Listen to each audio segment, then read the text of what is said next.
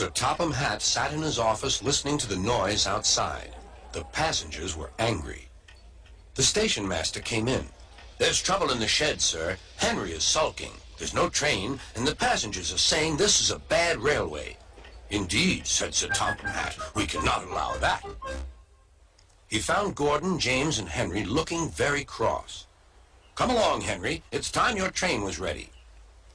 "Henry's not going," said Gordon. "We won't shunt like little tank engines. That was Thomas's job. We're important tender engines. You fetch our coaches and we will pull them.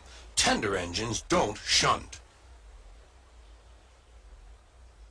"We'll see about that," said Sir Topham Hatt. "No engine on my railway is too important for small jobs."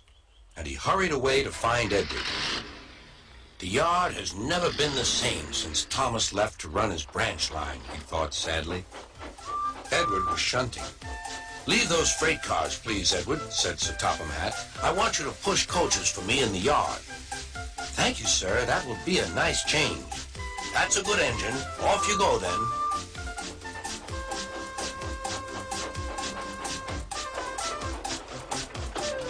So Edward found coaches for the 3 engines, and that day the trains ran as usual.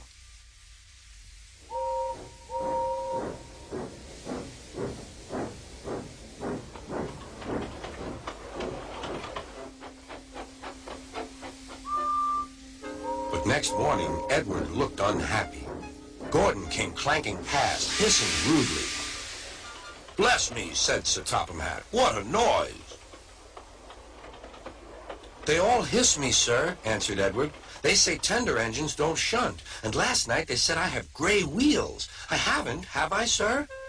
"No, Edward, you have nice blue ones, and I'm proud of you. Tender engines do shunt, but all the same we do need another tank engine here." He went to a workshop and they showed him all sorts of engines.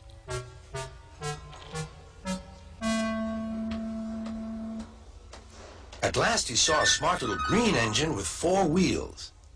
"That's the one," he thought. "If I choose you, will you work hard?" "Oh, sir. Yes, sir." "That's a good engine. I'll call you Percy." "Yes, sir. Thank you, sir." And Sir Topham Hatt brought Percy back to the yard. "Edward," he called, "here's Percy. Will you show him everything?" Percy soon learned what he had to do, and they had a happy afternoon.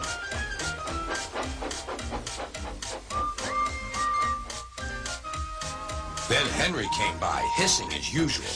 "Wheesh!" went Percy. Henry jumped and ran back to the shed. "How beautifully you wheeshed him," laughed Edward. "I can't wheesh like that." "Oh," said Percy, "that's nothing. You should hear them in the workshop. You have to wheesh loudly to make yourself heard." Next morning, Thomas arrived. "Sir Topham Hatt sent for me. I expect he wants help," he said to Edward. "Shh, shh, here he comes," replied Edward. "Well done, Thomas. You've been quick.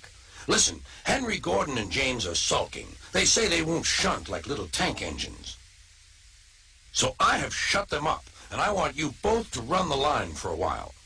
"Little tank engines indeed," snorted Thomas. "We'll show them.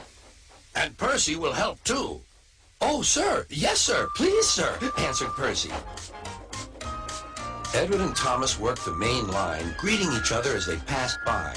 Percy puffed along the branch line. Thomas was anxious about Annie and Clarabelle, but both driver and conductor promised to take care of them. There were fewer trains, but the passengers didn't mind. They knew the 3 other engines were having a lesson. Gordon, James, and Henry were cold, lonely, and miserable. They wished now they hadn't been so silly.